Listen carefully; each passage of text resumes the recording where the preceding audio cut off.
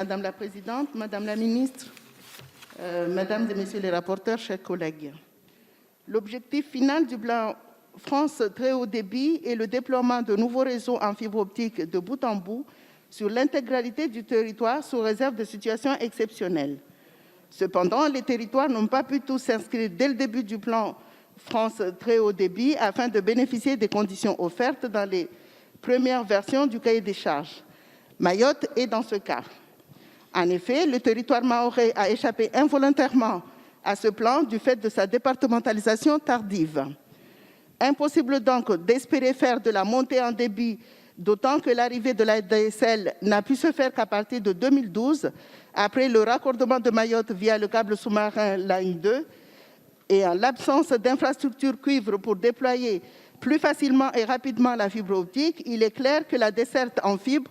optique et plus encore les raccordements coûteront bien plus cher à la collectivité mahoraise que nulle part ailleurs sur le territoire national. Après avoir rattrapé une partie de son retard d'aménagement numérique, suite au raccordement de l'île via un premier câble sous-marin, puis un second en 2019, Line 3,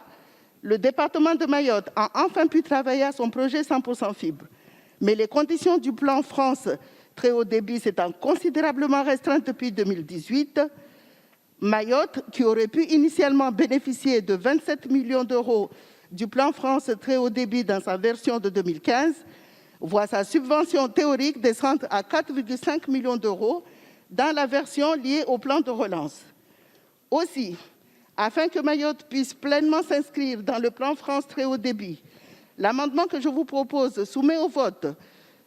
propose d'abonder l'action numéro 1, réseau d'initiatives publiques du programme 343, plan France Très Haut Débit, à hauteur de 22,5 millions d'euros en autorisation d'engagement